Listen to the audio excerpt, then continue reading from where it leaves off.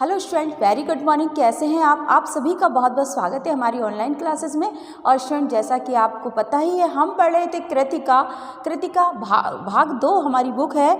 उससे पहले हमने क्षितिज को पढ़ा था, क्षितिज बुक की जो काव्य और गद्य खंड था उससे पढ़ा था। और कृतिका में ये हमारा लास्ट पार्ट है और पार्ट है हमारा साना साना हाथ जोड़ी। तो साना साना हाथ जोड़ी पार्ट हम पढ़ रहे थे। मधु कांकरिया जी ने इसको लिखा था। इससे पहले वाली वीडियो में मैंने आपको बताया था मधु कांकरिया जी के बारे में, और इस पाठ के बारे में मैंने आपसे बात की थी कि इस पाठ में हम किस चीज़ के बारे में पढ़ रहे थे। मैंने बताया था एक यात्रावृत्त शैली में ये पाठ लिखा गया है। जब लेखिका ने हिमालय की यात्रा की तो उन्हें किस तरह के अनुभव हुए, किस तरह से वो आनंदित हुई, और पूरे प्राकृतिक सौंदर्य के बारे में उन्होंने हमें यहाँ पर जानने को मिला, और उस सौंदर्य का वर्णन उन्होंने इस पाठ में किया है। तो चलिए, हमने पढ़ा था कि लेखिका अपने जो उनका गाइड और ड्राइवर था, अपने ड्राइवर कम गाइड से वो बात कर रही थी। जितेन नार्गे उस गाइड का नाम, उस ड्राइवर का नाम था।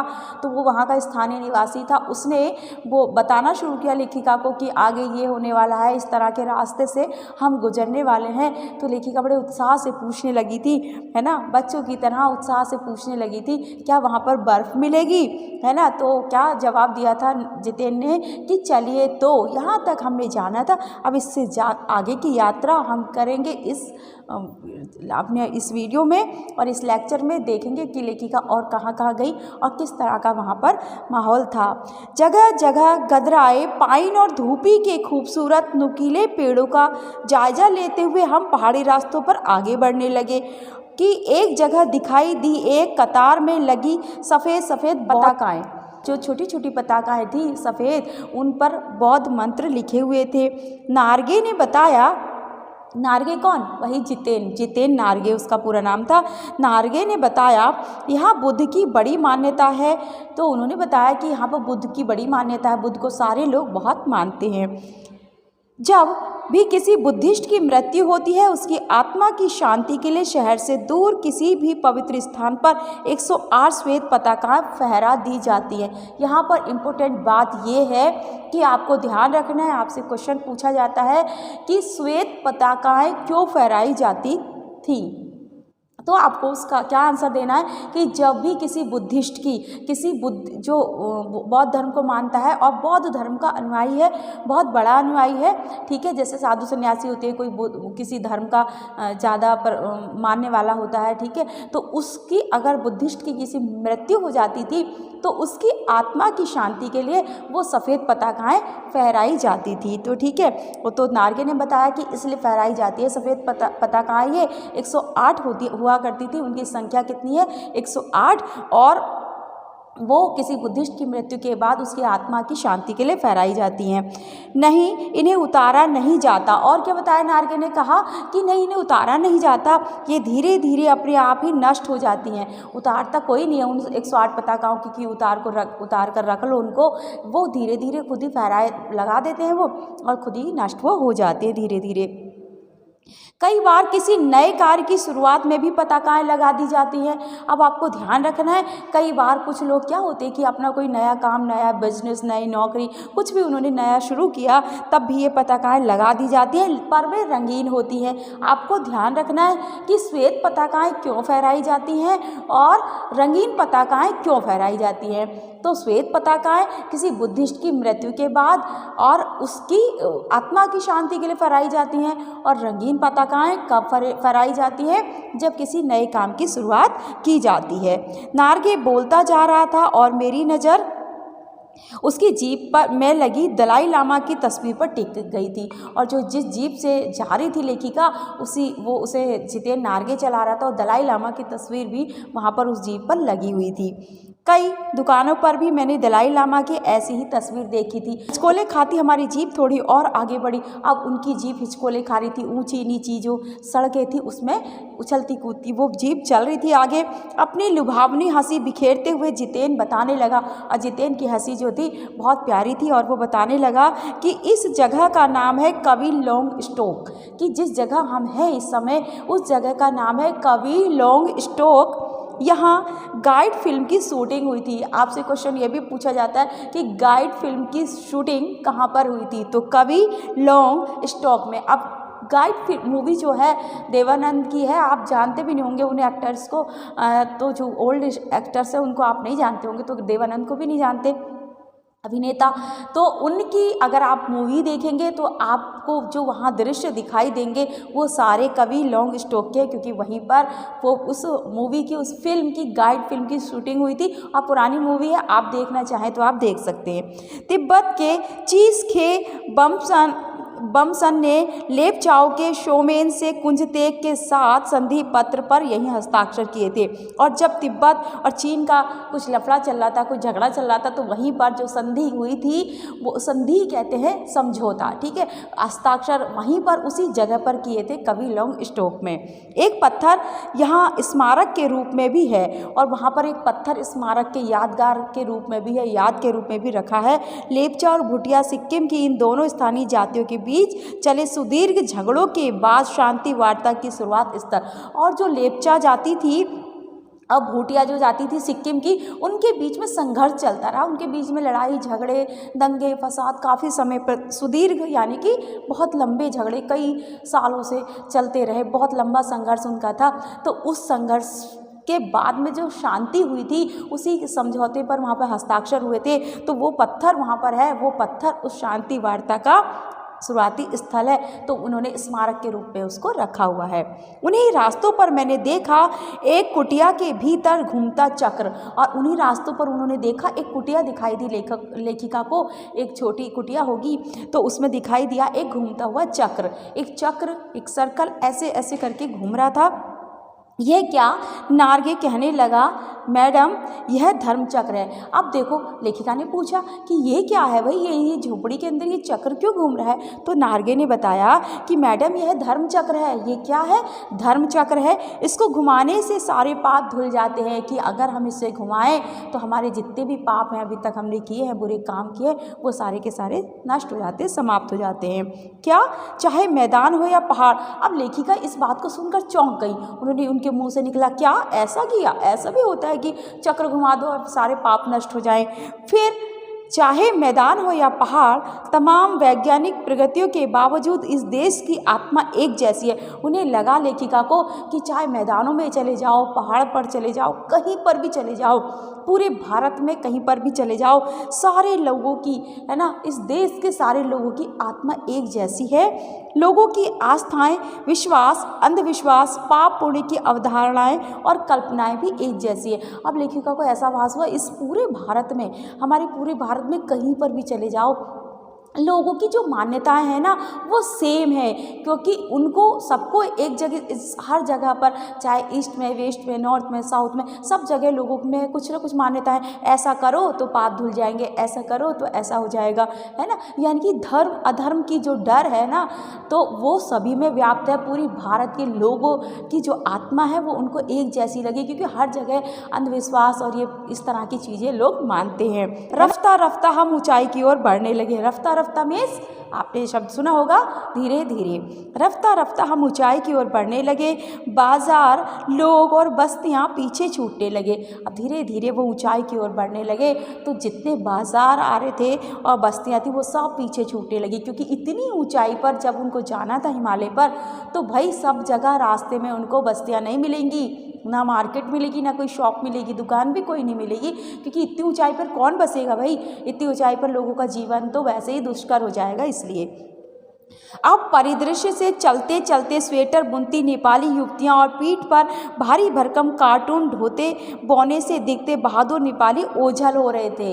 अब जो सीन उनको रास्ते में दिख रहा था, सीन जो रास्ते में जब जा रही थी, तो उस परिदृश्य पर वो कौन से दृश्य दिख रहे थे उसको, कि चलते चलते स्वेटर बुनती नेपाली युवतियाँ उनको दिख रही थी, कि युवतियाँ चले जा रही हैं सड़क पर, जाते जाते भी वो स्वेटर बुन रही है। क्योंकि आपने देखा होगा, कहते हैं कि नेपाल की जो ऊन होती है उसका स्वेटर बुना हुआ बहुत गर्म होता है ना, तो इस तरह से वो नेपाली युवतियाँ स्वेटर बुनती उनको दिखाई दे रही थी। पीठ पर भारी भरकम कार्टून ढोते बौने से दिखते बहादुर नेपाली। और नेपाली जो लोग होते हैं बड़े हार्ड वर्किंग होते हैं, क्योंकि उनको पहाड़ पर चलने का, वजन ढोने का उनकी आदत होती है, हैबिट होती है उनकी। तो भारी भरकम कार्टून ढो रहे थे, वो पीछे वजन डब्बे भारी भारी या भारी भारी जो सामान ढो रहे थे। और वो जो इतना भारी सामान वो लादे रखते थे अपनी कमर पर, सर पर, वो तो क्या लगता था वो बोने से दिखाई देते। बोने यानी कि बड़े छोटा कद उनका दिखाई देता था, क्योंकि सामान ही वो इतना सर पे अपने रख लेते या फिर कमर पर अपने बांध लेते थे। तो वो सब आंखों से ओझल होते जा रहे थे, वो आदमी या महिलाएं दिखना बंद होते जा रहे थे लेखिका को। अब नीचे देखने पर घाटियों में ताश के घरों की तरह पेड़ पौधों के बीच छोटे छोटे घर दिखाई दे रहे थे। अब क्योंकि लेखिका बहुत ऊंचे पहुंच चुकी थी, पहाड़ों पर चढ़ती जा रही थी, उनकी जीप चलती जा रही थी, तो जो घर थे नीचे वो बहुत छोटे छोटे दिख रहे थे, घाटियों में दिख रहे थे वो छोटे छोटे घर। जो लोगों के बड़े बड़े घर थे वो लेखिका को इतनी ऊंचाई से नीचे छोटे छोटे दिख रहे थे, ताश के पत्तों की तरह, है ना। तो इस तरह से छोटे छोटे दिख रहे थे, जैसे ताश के पत्तों का घर बना दिया गया हो, खेल खेल का घर बना दिया गया हो। हिमालय भी अब छोटी छोटी पहाड़ियों के रूप में नहीं, वरन अपने विराट रूप एवं वैभव के साथ सामने आने वाला था। और धीरे धीरे जैसे दूर से जब हम किसी चीज़ को देखेंगे और है ना, तो वो हमें छोटी दिखाई देगी, और जैसे जैसे हम उसके पास जाएंगे वो हमें बड़ी दिखाई देने लगी। तो जैसे जैसे लेखिका की जीप आगे बढ़ रही थी, तो तब हिमालय दूर था, उसकी चोटियाँ लेखिका को छोटी छोटी दिखाई दे रही थी। अब जैसे जैसे वो आगे बढ़ती गई, हिमालय पास आता जा रहा था, तो हिमालय उनको विराट स्वरूप में, अपने बड़े, जितना बड़ा वो है उतना स्वरूप में वो उनके सामने आने वाला था। न जाने कितने दर्शकों, यात्रियों और तीर्थाटनियों का काम में हिमालय है ना। अब कितने सारे यात्री, दर्शक और तीर्थ करने वाले जो लोग हैं ना, तीर्थ करने वाले जो पर्यटन होते, उनके सपनों का, उनकी कामना का हिमालय उनको दिखने वाला था। क्योंकि हिमालय पर जाने की हर किसी की इच्छा होती है और हर कोई जा भी नहीं पाता। पल पल परिवर्तित हिमालय, और हिमालय के जो दृश्य था ना वो पल पल परिवर्तित हो रहा था। कभी एकदम से धूप आ जा रही थी हल्की फुल्की, या कभी बादल आ जा रहे थे, कभी एकदम से कुछ और जैसे धुआं अंधेरा सा आ जा रहा था, जिसको कोहरा कहते। इस तरह से अलग अलग परिदृश्य बार बार बदल रहा था, अलग अलग दृश्य बदल रहा था हिमालय का। क्योंकि हिमालय तो बहुत ऊंचाई पर है, और उस ऊंचाई का मतलब आप समझ ही सकते हैं। और देखते देखते रास्ते वीरान, संकरे और जलेबी की तरह घुमावदार होने लगे। और जैसे जैसे लेखिका की जीप आगे बढ़ने लगी, रास्ते बिल्कुल वीरान होने लगे, यानी कि कुछ भी वहाँ पर नहीं था, सुनसान सन्नाटा था। संकरे मतलब बिल्कुल पतले पतले रास्ते वहाँ पर हो गए। दूसरा अगर एक जीप जाएगी, एक गाड़ी कोई जाएगी, तो दूसरी नहीं आ सकती, वन वे हो गया, ठीक है। और जलेबी की तरह घुमावदार, और इतने मोड़ थे जैसे जलेबी घूमी घूमी होती है ना हर समय, तो इस तरह से जलेबी की तरह गोल गोल उनकी जीप ऐसे रास्तों पर घूम रही थी। हिमालय बड़ा होते होते विशालकाय होने लगा। और क्योंकि विशालकाय कैसे होने लगा, कि हिमालय का स्वरूप बदलने लगा, उसका आकार बदलने लगा। नहीं, हिमालय तो ऑलरेडी बड़ा था, वो तो पहले से बड़ा था। जैसे जैसे वो पास पहुंचने लगे, हिमालय इतना बड़ा, पहले दूर से दिख रहा था छोटा सा, हमारे बराबर होगा, हमसे भी छोटा होगा। जैसे जैसे वो पास आने लगे, बढ़ते बढ़ते बढ़ते बढ़ते वो विशाल होने लगा। तो इस तरह से आप जान सकते हैं कि विशालकाय हिमालय होने लगा। घटाएं गहराती गहराती पाताल नापने लगी, वादियाँ चौड़ी होने लगी। और घटाएं कैसी थी, गहराते गहराते पाताल नापने लगी। जो घटाएं उठ रही थी वो इतनी गहरी हो रही थी, जैसे लग रहा था बस घटाएं हैं पाताल तक चली गई, वो ऐसे लग रहा था। वादियाँ चौड़ी होने लगी, और जो वहाँ पर जो सारी प्रकृति थी, सारी प्रकृति थी या पर्वत थे, वो सारे चौड़े चौड़े होने लगे, बड़े बड़े दिखने लगे। बीच बीच में करिश्मे की तरह रंग बिरंगे फूल शिद्दत से मुस्कुराने लगे। बीच बीच में जो फूल थे, है ना, वो जो बीच बीच में जो फूल थे वो कैसे मुस्कुराने लगे, करिश्मे की तरह शिद्दत से मुस्कुराने लगे। उन भीमकाय पर्वतों के बीच और घाटियों के ऊपर बने संकरे कच्चे पक्के रास्तों से गुजरते यूं लग रहा था जैसे हम किसी सघन हरियाली वाली गुफा के बीच हिचकोले खाते निकल रहे हैं। अब लेखिका को उस रास्ते पर ऐसा लग रहा था जैसे वो घने घने किसी हरियाली भरे घाटियों के किसी रास्ते से वो निकल रहे हैं, किसी गुफा से निकल रहे हैं जिसमें बहुत सारे फूल खिले हुए हैं और बहुत कच्चे कच्चे से रास्ते हैं। इस तरह से लेखिका को लग रहा था, बहुत अजीब लग रहा था। अजीब यानी कि बहुत कैसा लग रहा था, मनोहारी भी लग रहा था उनको, और बहुत कुछ अलग अनुभव उनको उस यात्रा में लेखिका को हो रहा था। यस, और इस बिखरी असीम सुंदरता का मन पर यह प्रभाव पड़ा कि सभी सैलानी झूम झूम कर गाने लगे। और इतने सारे सौंदर्य से जब उनकी जो उनकी जीप थी, उनकी गाड़ी निकल रही थी, जीप निकल रही थी, चारों तरफ हरियाली हरियाली, पेड़ पौधे, इतने सुंदर सुंदर फूल। उनको लग रहा था हम तो किसी वही जन्नत में आ गए, किसी ऐसे बाग में आ गए, ऐसे बगीचे में आ गए जो इस पृथ्वी पर कहीं नहीं है। और इतनी सुंदरता देखकर उनके मन बड़े खुश हो गए। उनके मन पर यह प्रभाव पड़ा कि सभी सैलानी झूम झूम कर गाने लगे। जितने भी बैठे थे ना उस जीप में, वो सब इतने आनंदित हो गए कि उनके मुंह से बरबस ही गाने के बोल निकलने लगे। कौन सा गाना? सुहाना सफ़र और ये मौसम हंसी। आप समझ सकते हैं ना ये गाना, सुहाना सफ़र और ये मौसम हंसी, क्योंकि इतना अच्छा वो नज़ारा था, इतना अच्छी उनको फीलिंग आ रही थी कि बस उनके मुंह से ना बरबस सारे लोग ऐसे गाने लगे उस सीन को देखकर, उस समा को देखकर। ठीक है, तो इस तरह से उनके मुंह से गाना निकल गया। पर मैं मौन थी, किसी ऋषि की तरह शांति। पर लेखिका कह रही है मैंने कोई गाना वाना नहीं गाया, मैं तो बस उस पूरी सुंदरता को अपने में समा लेना चाहती थी, है ना।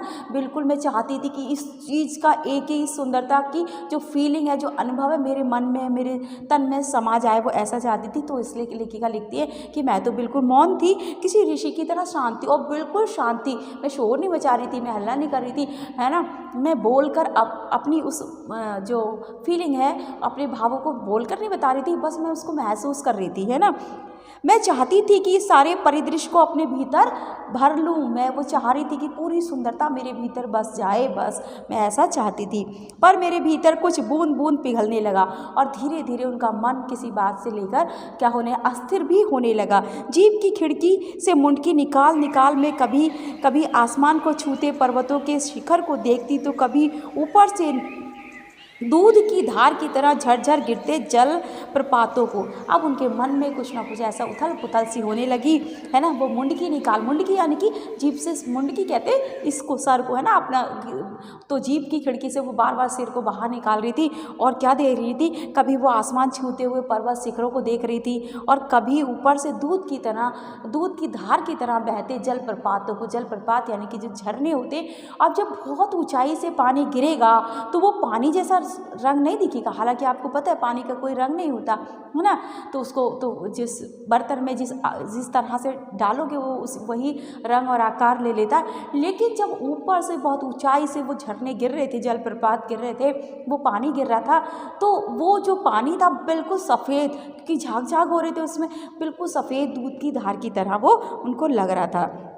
तो कभी नीचे चिकने चिकने गुलाबी पत्थरों के बीच इठला इठला कर बहती चांदी की तरह कौंध मारती बनी ठनी तिस्ता नदी को। और उस तिस्ता नदी जो पहाड़ों में बह रही थी, वहाँ पे ऊंची नीची जगह में बह रही थी, तो वो तिस्ता नदी को कभी लेखिका देखती थी और कभी उन जलप्रपातों को देखती थी जो दूध की धार की तरह बह रहे थे। सिलीगुड़ी से ही आपको ध्यान रखना है कि कौन सी नदी बहती है हिमालय पर, तो ठीक है, तिस्ता नदी आपको ध्यान रखना है। सिलीगुड़ी से ही हमारे साथ थी यह तिस्ता नदी, और जब लेखिका सिलीगुड़ी से आगे हिमालय के लिए निकली थी तो वहीं से उनके साथ ये तिस्ता नदी थी, साथ साथ बह रही थी, वो हटी नहीं थी। मतलब जैसे हम चलते हैं ना किसी रास्ते पर, कोई नदी होती है साथ साथ निकलती रहती है, चलती रहती है, पर यहाँ उसका सौंदर्य पराकाष्ठा पर था। पर जब वहाँ पर पहुँची लेखिका तो सिलीगुड़ी में जिस तरह नदी का स्वरूप था वैसा नहीं, आगे जाके इतनी सुंदर वो नदी हो गई, इस तरह से वो बह रही थी, वो वहाँ की जो प्राकृतिक सुंदरता थी वो देखने के लायक ही थी।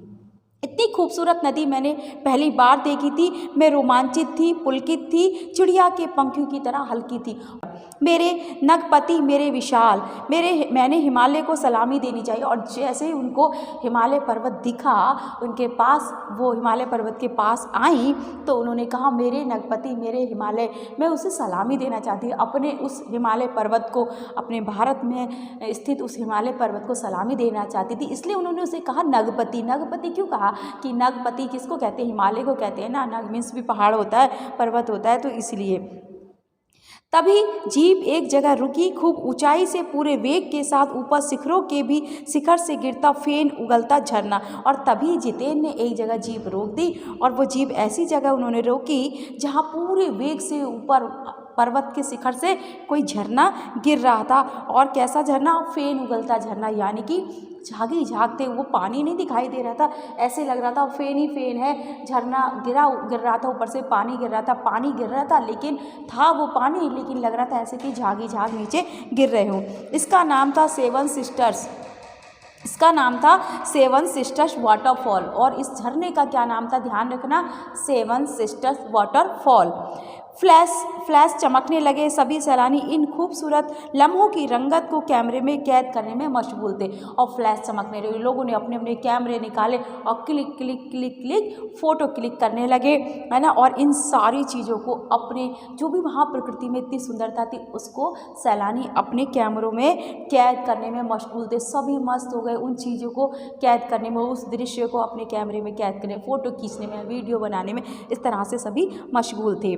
आदिम युग की किसी अभिशप्त राजकुमारी सी मैं भी नीचे बिखरे भारी भरकम पत्थरों पर बैठ झरने के संगीत के साथ ही आत्मा का संगीत सुनने लगी। और वहाँ लेखिका का मन इतना शांत हो गया, तो वो कैसे ऐसे लग रहा था, आदिम युग में क्या था, कुछ भी नहीं था। ये जो डेवलपमेंट है, इतनी बड़ी बड़ी इमारतें, बिल्डिंग और ये इतने सारा फैक्ट्री वगैरह, ये जितना भी डेवलपमेंट हुआ था, तो आदिम युग में यानी कि जो जब से मनुष्य के जीवन की, सामाजिक जीवन की शुरुआत तब नहीं थी, जब मनुष्य जंगलों में रहता था, उस युग को आदिम युग कहते थे। वो घर बनाकर नहीं रहता था, कपड़े नहीं पहनता था, बहुत सारी जो सुविधाएं जिस तरह से हम रहते हैं अभी, ऐसे नहीं रहता था वो। तो उस युग की, है ना, किसी अभिशप्त राजकुमारी सी, यानी कि जो शाप से युक्त हो, यानी कि जो किसी को शाप दे दिया जाता तो उसको जंगलों में छोड़ दिया जाता, उस तरह का जीवन ऐसा उनको लग रहा था कि मैं बिल्कुल अकेली हूँ, अभी हमने कोई डेवलपमेंट नहीं देखा। मैं तो उस आदिम युग की राजकुमारी से अपने आप को महसूस कर रही थी।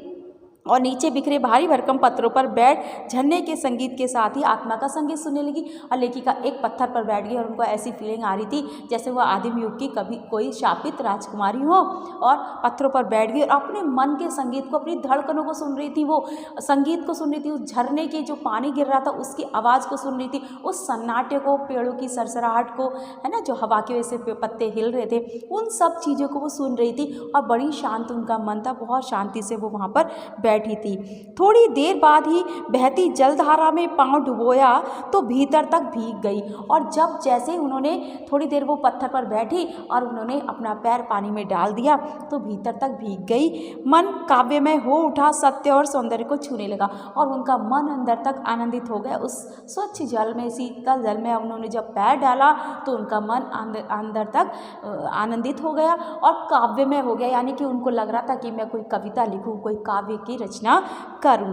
तो ठीक है स्टूडेंट, यहाँ आज हमने यहाँ तक जाना, इससे आगे अभी आपका पाठ और बाकी है, लेकिन आज हम बस इतना ही जानेंगे। आपको ध्यान रखना है, अभी इस पाठ में बहुत कुछ है हमारे जानने लायक। आपको ध्यान रखना है कि गाइड फिल्म की शूटिंग कहाँ पर हुई, सेवन सिस्टर वाटरफॉल लेखिका ने कहाँ देखा, कौन सी नदी उनके साथ साथ जा रही थी, और जो लेखिका जब लेखिका के साथ के जो सैलानी थे वो कौन सा गाना गाने लगे। तो इस तरह की सारी चीज़ें, ये जो भी चीज़ें हमने पढ़ी, जो भी बातें हमने पढ़ी, क्योंकि हमें क्वेश्चन केवल हमें पढ़ना ही नहीं है ना, हमें तो सीखना है, हमें उस चीज़ को ऑब्जर्व कर लेना है जिससे कि हम आंसर लिख पाए, क्योंकि हमें क्वेश्चन के आंसर फाइनली देने, तो इसलिए आपको ध्यान रखना है। आगे देखेंगे कि लेखिका ने और ऐसी कौन कौन सी चीज़ें देखी, क्या उन्होंने वहाँ पर जब वो बैठी थी जो जल में, झरने के जलप्रपात के नीचे, झरने के नीचे वो बैठी थी बड़े पत्थर पर और उन्होंने पानी में पैर डाला तो उनका मन जो काव्य में हो उठा, उनके मन कविता करने को हो गया,